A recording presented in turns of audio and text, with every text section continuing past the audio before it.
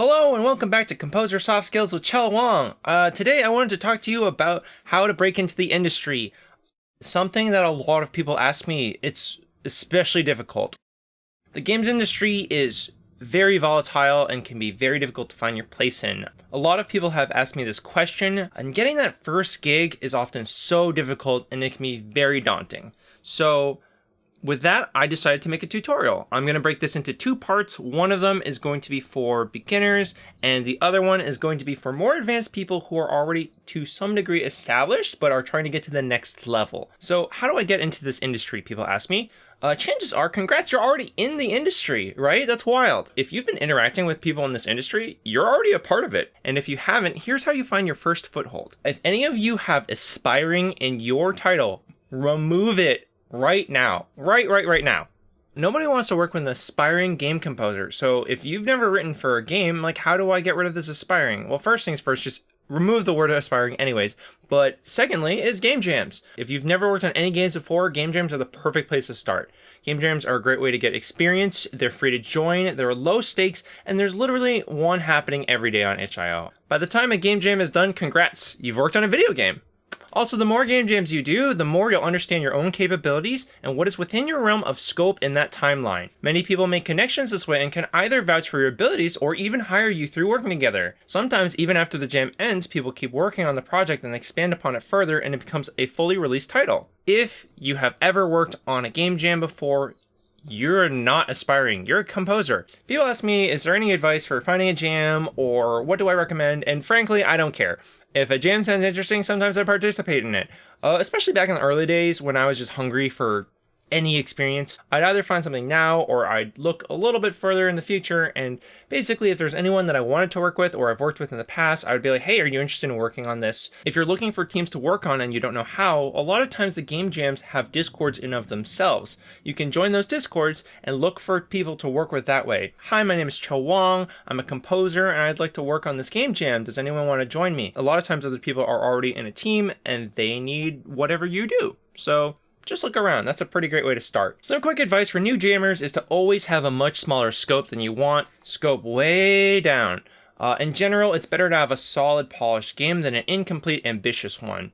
This is a personal preference though, but that's just my suggestion. Some people say jams promote crunch culture, but honestly, I think it's all within your own control. I used to crunch pretty hard, and I wanted to do as much as I possibly could in whatever timeline it is. But nowadays, when I participate in jams, I'm usually very busy. So I'm pretty hands-off with the design process, and I don't exactly have the bandwidth to contribute more than whatever I've already promised. You'll learn your limits as you go, and how much you do is up to you. My next piece of advice for trying to break into the industry, if you know me, you know what I'm gonna say. It's networking.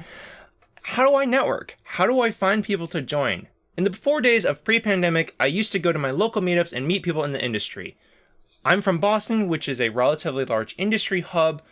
That's not always the case for many people. Some of my friends live in much more rural areas or are maybe in a country where there isn't as much of a scene. Me being the person I was, I would go to about 5 to 6 meetups every month, and it took me about 5 months of straight networking just to find my first gig. Even after getting my first gig and having my first title launch, it would still take lots of consistent networking to find anything new. Having something does not guarantee you getting other things.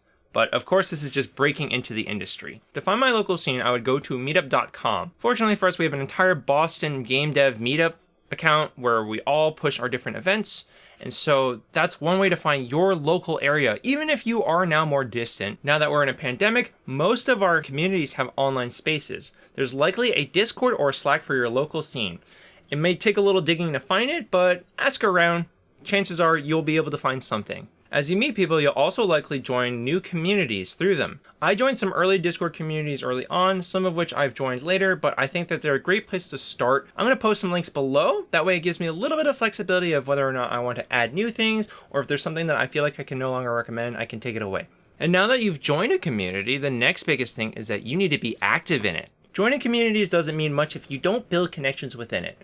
Over time, you'll become recognized within your own community, and going back to game jams, if you want to be a part of it, sometimes that community will host game jams. And if not, you can still ask people in those groups to do game jams with. When you're consistently part of this community, you build up a reputation and you cement yourself in people's minds. Social media. Some people hope that they can never interact with anyone and they can just show their work, and you can't just get discovered if you're just hoping to.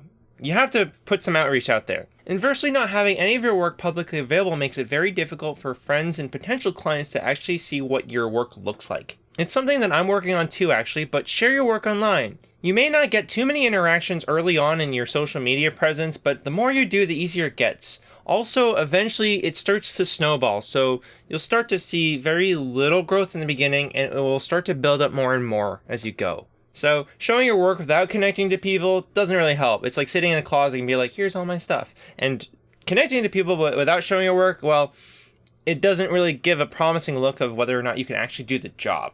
And there's my tips on how to break into the games industry.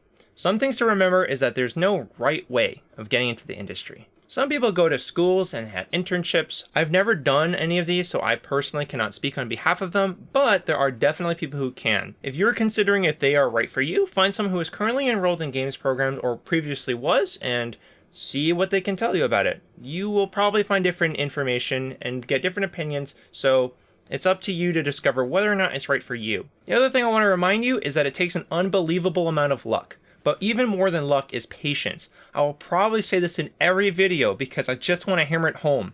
It will take time. If you are quick to quit, you will likely not see the results that you're looking for. But even if you're doing everything right, it will still take some time to find your way in. That's okay. Don't feel bad if you're not seeing your results. It just takes time. So thank you for watching this video. As I said, I'm planning on making a part 2 for people who are a little bit more advanced, trying to get into that next step of their career. So look forward to that. And once again, the shilling part that I hate to do, but I'm gonna do it anyways because it honestly helps. Subscribe to this channel if you want more information and more advice on how to break into the industry, how to do things better. Keep going at it. If you like this video and you find it helpful, give it a like, share it with your friends. Also, I read every single comment, so feel free to leave any questions or suggestions on new topics. You can also feel free to directly message me at Chelwong Audio. Anyways, thanks again. I hope you have a good day and good luck out there.